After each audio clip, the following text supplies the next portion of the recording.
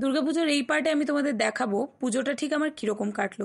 এই দেখো, আমি চলে গেছিলাম অষ্টমীর দিন সোনাঝুরিতে। আর সোনাঝুরির ঠাকুরটা প্রত্যেক বছর সেম থাকলেও ভীষণ সুন্দর লাগে এখানে আসতে। আর এখান থেকে একদমই কাছে হচ্ছে ক্রিস্টালো রিসর্ট। এখানে আগেও একবার এসেছি, বাট এটা আমার সেকেন্ড টাইম এলেও ভীষণ ভালো লাগে, কারণ এখানকার অ্যাম্বিয়েন্স এত সুন্দর, ছবি তুলে আমি থকে যাব, বাট আমার ছবি তোলা শেষ হবে না। এবার এত সুন্দর জায়গায় এসেছি যখন, কিছু একটা তো খেতেই হবে, তাই ওদের ওপেন রেস্টুরেন্টে আমি চলে এলাম। আর এখানে এসে অর্ডার করে ফেললাম চিকেন ড্রামস্টিক। জানি অনেকজন আমাকে মনে মনে গালাগালি করবে যে আমি অষ্টমীর দিন কেন ননভেজ খাচ্ছি, বাট বাইরে এলে তো একটু আধটু চলে, আর পুজোর সময় তো ডেফিনেটলি। তারপর ওখান থেকে বেরোনোর পর একটু ঠান্ডা ঠান্ডা আইসক্রিমও খেয়েছিলাম। চলো এবার তোমাদের দেখাই নবমীর দিন আমি কি করলাম। নবমীর দিন মানেই কিন্তু মাংস রান্না। আমার বাড়িতে চিকেন মাটন দুটোই হয়েছিল, যেহেতু আমি মাটন খাই না, বাট বাড়ির সবাই কিন্তু মাটনটার দিকে ফোকাস করেছে।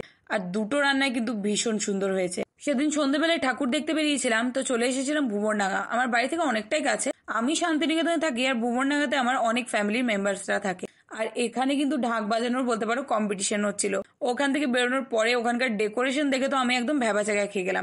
এত সুন্দর লাইটিং দিয়েছে যে পাতা না লাইট কিছুই বোঝা যাচ্ছে না। আর এই বছর পুজোতে বেশিরভাগ টাইম কিন্তু আমি আমার এই বান্ধবীর সাথে কাটিয়েছি। আর তার সাথে ছিল এই পুচকে সদস্য, মানে ওর বোন। আমরা তিনজন মিলে এই বছর প্রচুর ঘুরেছি, প্রচুর খেয়েছি, আর প্রচুর এনজয় করেছি। আর ঠান্ডা ঠান্ডা আইসক্রিম খেয়ে গিয়ে তো গলাটা বসিয়েই ফেলেছি। এতক্ষণে আমার আওয়াজ শুনে নিশ্চয়ই তোমরা বুঝে গেছো। আর তার সাথে সাথে চারিদিকে যা খাবারের স্টল বসেছে দেখে তো আমার একদমই ভ্যাবাচেকা লেগে গেছে।